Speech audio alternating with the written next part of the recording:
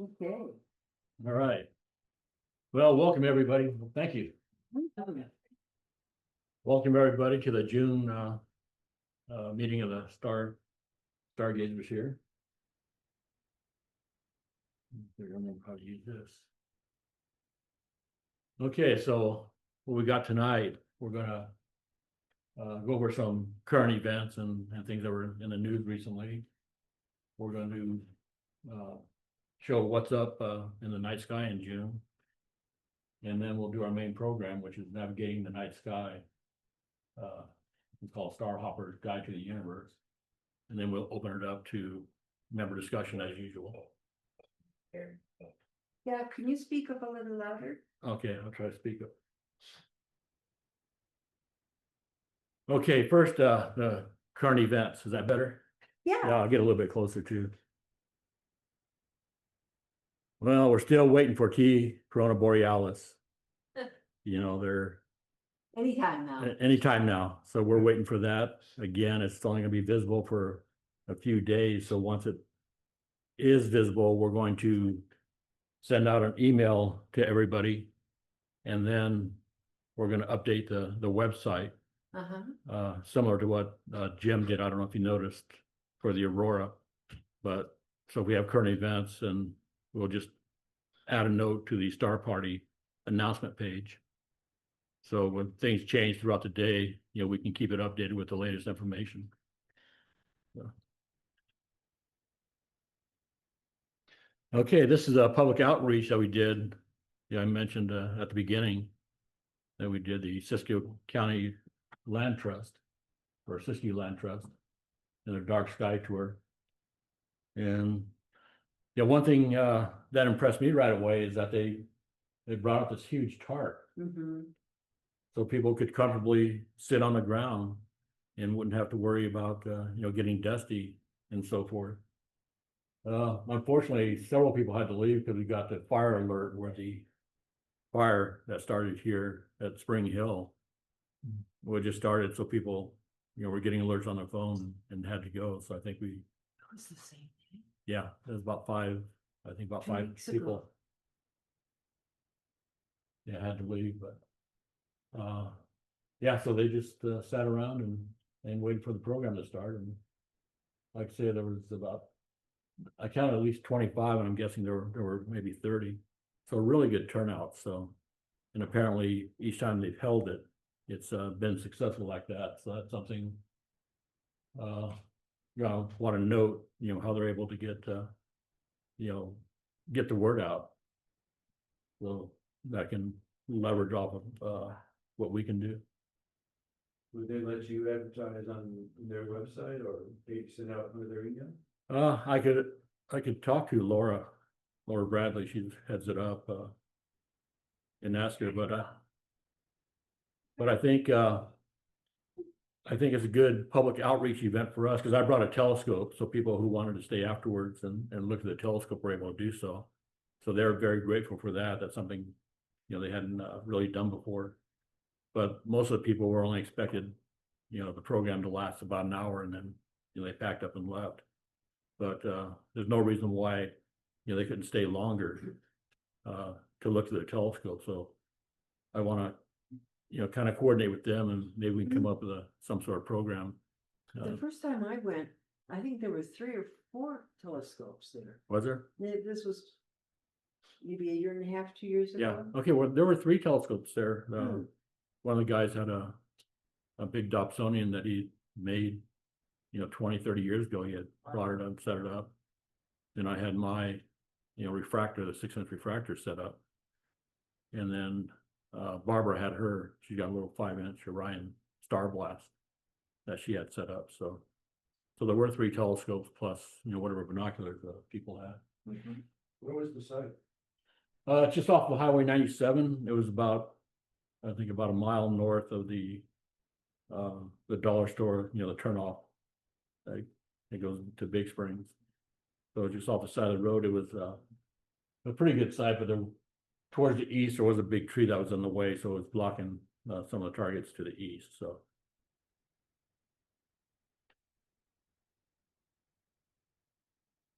Okay, and I sent out an email for the Aurora alert. As it turns out, the brightest or the most activity actually occurred early Sunday morning, so about 3 or 4 o'clock in the morning Sunday. So very early, June 1st. And then I went out to the Star Party site and set up a camera and took some pictures. Starting about 10:30, I just had the camera going continuously. And the aurora activity didn't actually intensify until right about 2 o'clock in the morning at the time I decided to call it quits. Ah, So this is literally what we have here. You can kind of see the aurora in the background here. oh, Actually, you want to look at my computer, it shows up a lot better. mhm. So It's ruby red. with this- yeah, so it wasn't intense like the October or May one that we had last year, which were very intense, Mhm. but it proved that it's a great location for seeing the aurora. So, but one thing I did was, occasionally I was pulling up the aurora forecast. We have a link to that from our website and seeing how it changed for the day. And I think this was around 11:50, so just before midnight, this is what it looked like here. So what I was looking for, if you see the red zone here, if the red zone gets this far down, then you're gonna have a, fantastic aurora Mhm. display. But even though, it's kind of greenish there, it's not quite all the way down to us. We did get some aurora activity. So, I understand they're having some big fires in Canada, in the middle of Canada, right where the red part of the aurora is. So yeah. it's interesting. Mhm. Yeah, and there's a corresponding, halo like that, if you will, at the southern hemisphere, so people down in Australia are getting Oh, similar okay. shows too.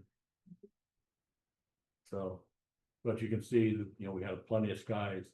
This is a stack of, I think, 6 to 10-second exposures, so a total of 1 minute exposure.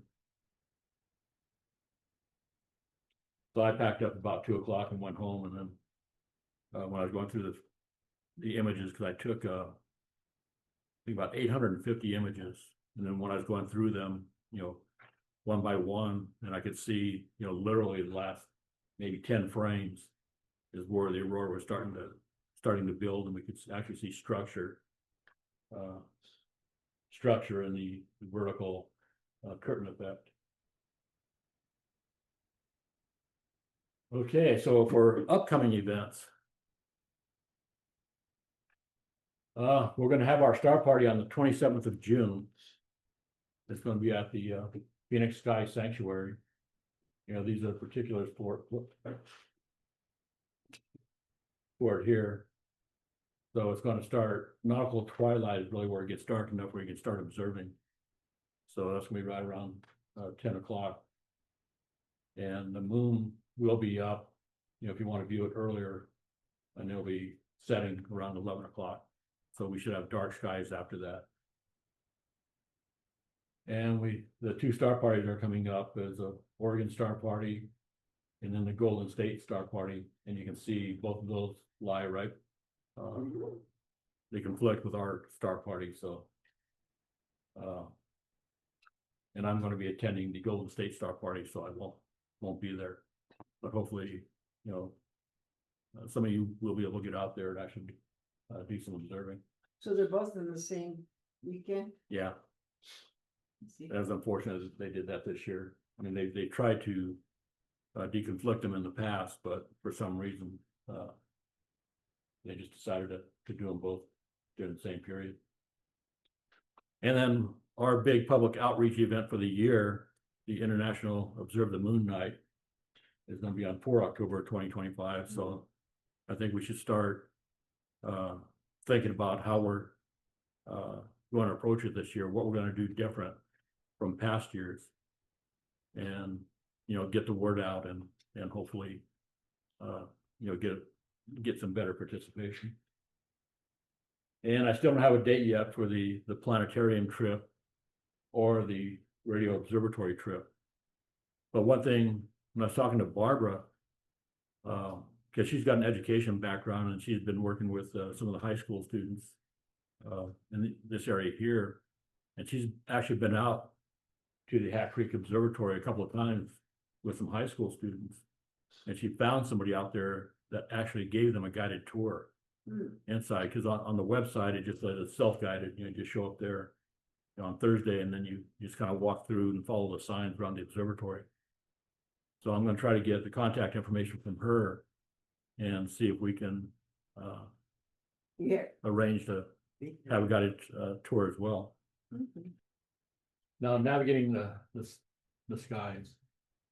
I'd like to thank Jim because he provided me with the information about this resource that's just become available. And he added a link to it to our website so everybody can download this resource and use it. What is this? Yeah, it's called the Starhopper's Guide to the Galaxy. And it's a PDF file that is completely free. You're free to print it out. Matter of fact, one thing I want to do is look into see how much it would cost for the club to get a copy printed and added to our library. So, club members can check it out, if they want. And but it's really intended to be used with a computer because the document itself has embedded links that'll take you to different parts of the document. So if you're interested in one particular object or something, you can quickly navigate through that on your computer. The Starhopper's Guide to what? Oh, it's a guide to the galaxy. Thank you. But up here, if you go to our website, there's this more link here, and that's where Jim has been adding resources as they become available. You can see some of the previous ones like the telescope borrowing, book borrowing, clear sky chart and so forth going down. And our Aurora forecast site, the one that I was showing earlier, you can access it from this as well.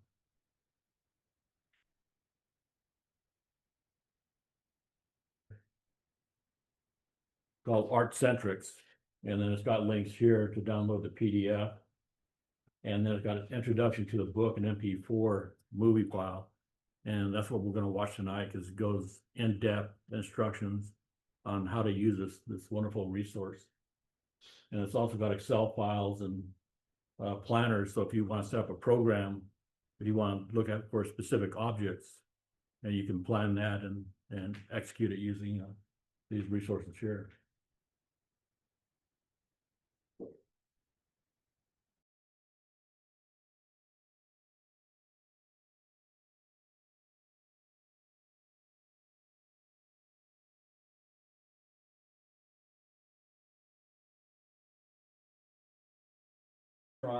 Or have some, incredibly sophisticated, expensive equipment to see anything. And I remember star hopping to find the Andromeda galaxy.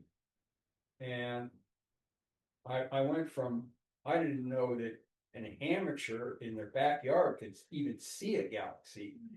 And then I actually did it myself with I had a totally manually operated telescope, and I used one of these Telrad things that has a little reticule in degrees, so you know how many degrees that that galaxy or whatever you're looking at, how many degrees you have to go using that Telrad to move your telescope.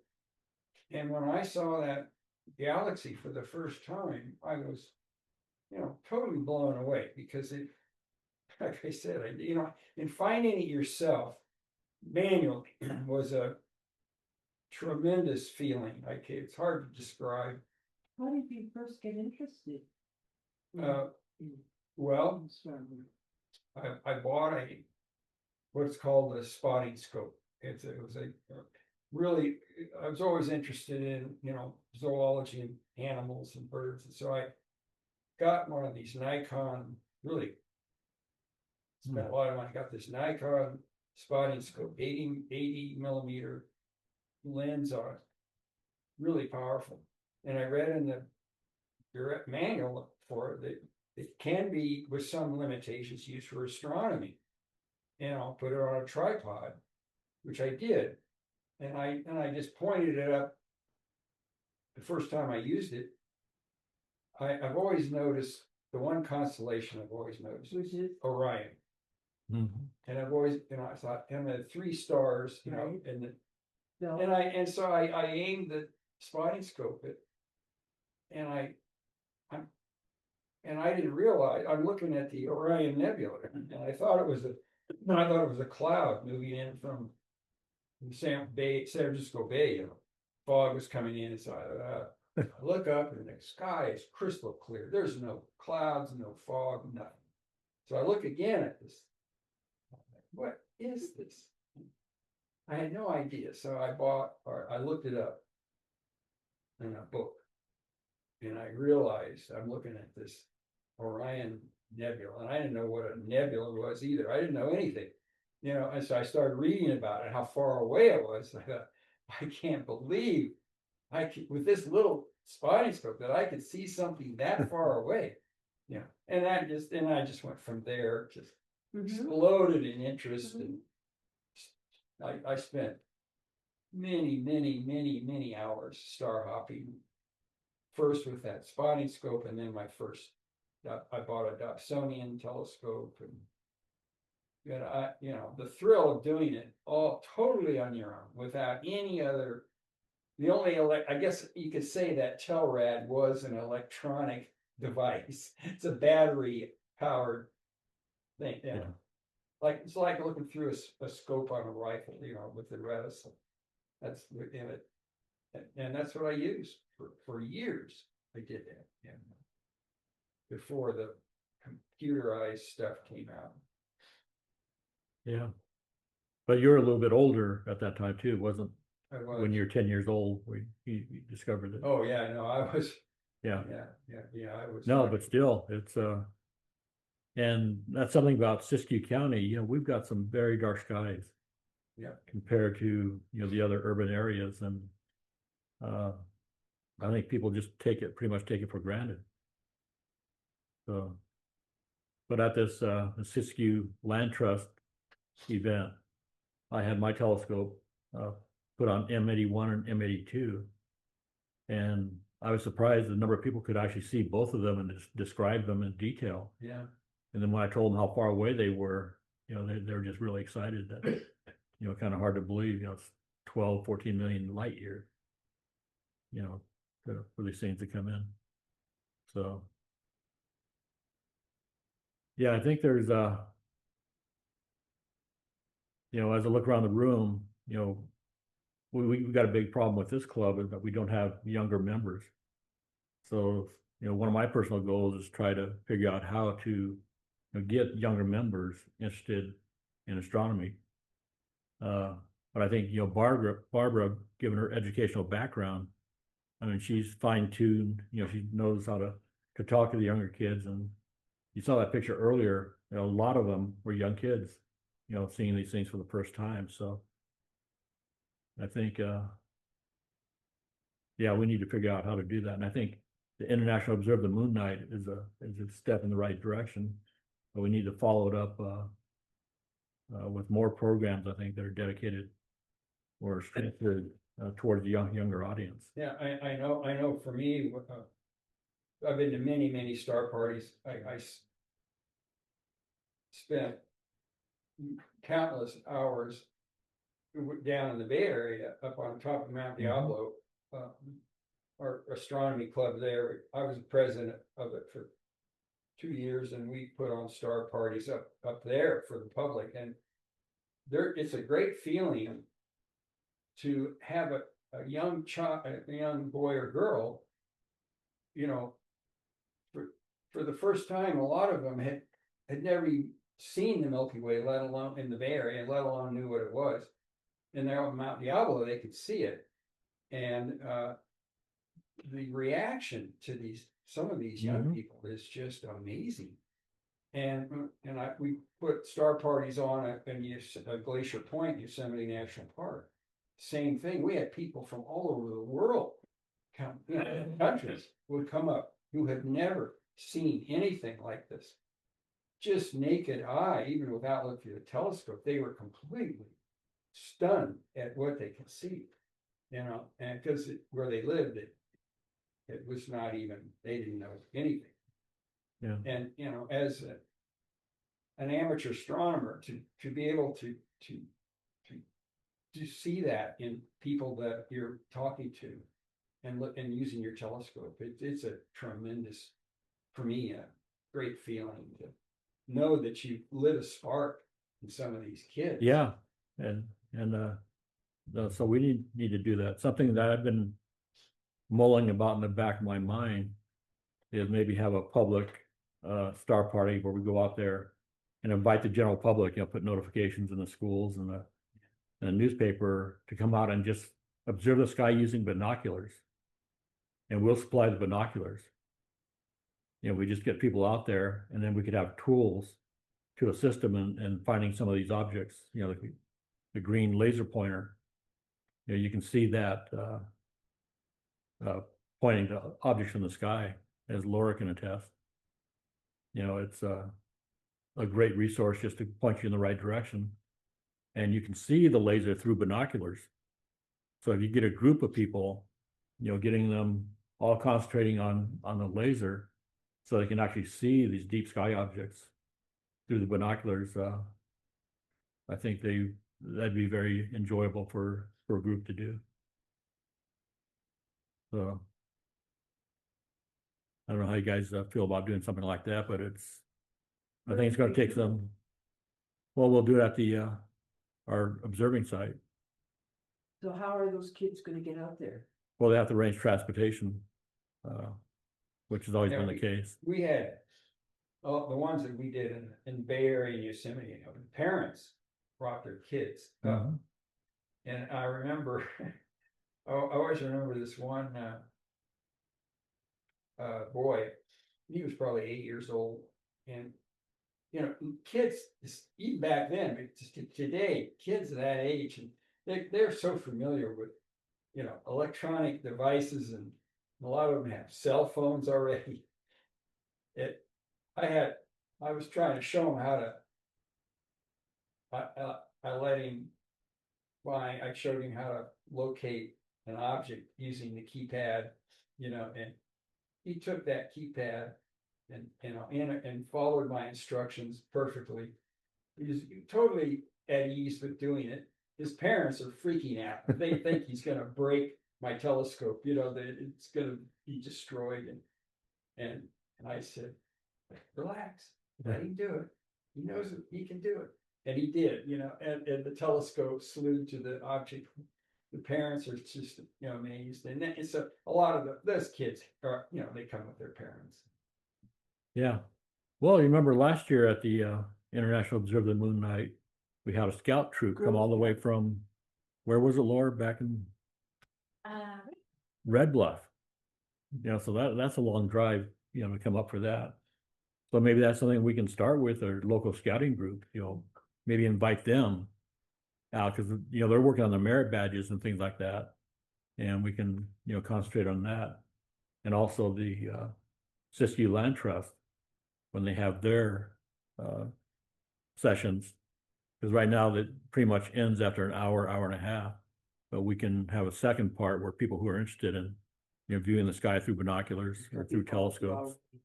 Yeah. And I think binoculars is a really good way to go.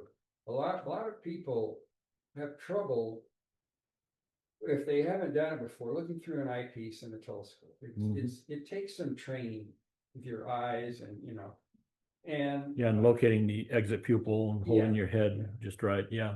And unfortunately, because of you see these Hubble and Webb telescope images, and brilliant color and incredible detail, and a lot of people go up and look through your telescope and they think they're going to see something like that. Yeah, so we need to manage their expectations ahead of time too, and let them know you're not going to see what you see in the photographs, but you're actually seeing the the real light, the real photons have been traveling through space for millions of years.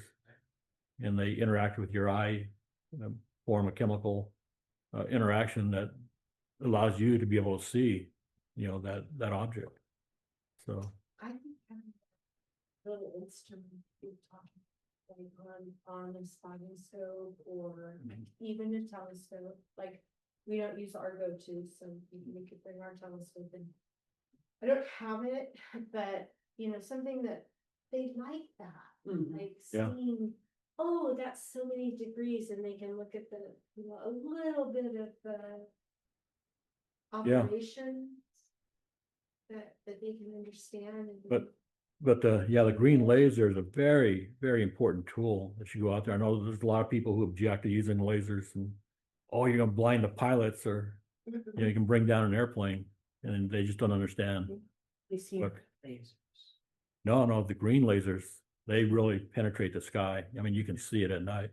The green, there's actually a, green line that goes up to wherever you're pointing. It's I understand way the better concept than of the a red. laser light. Yeah. I've only seen people using the red Yeah. lasers to point out stars. Yeah. Green is the way to go. Yeah, no, green is ideal. And Barbara was using a green laser, at the Land Trust event too. So, and then we're using it, matter of fact, we did a little experiment putting it on Mount Shasta and looking at Mount Shasta through a telescope to see if we could see the laser. But it was too far away. But yeah. So. All right, any other thoughts? Or any other, I just might Ideas? mention that, starting last month, we've added video of the, monthly meetings. thank So you, if you Jim. happen to miss a meeting, you can't attend, or you missed the, didn't join the Zoom, you can go to our website and then you can, watch the video of the entire meeting. It'll take me a couple of days to get this one, but.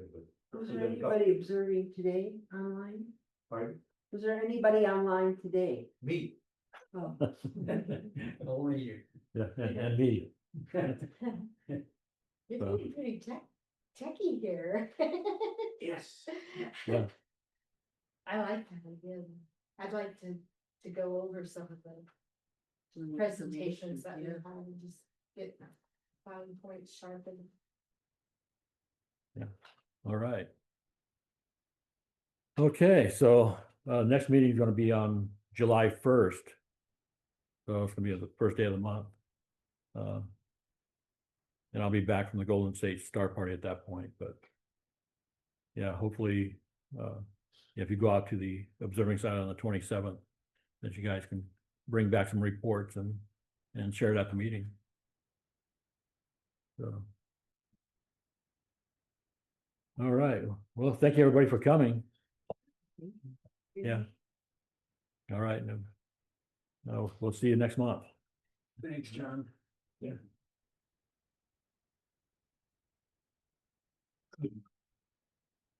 Mm.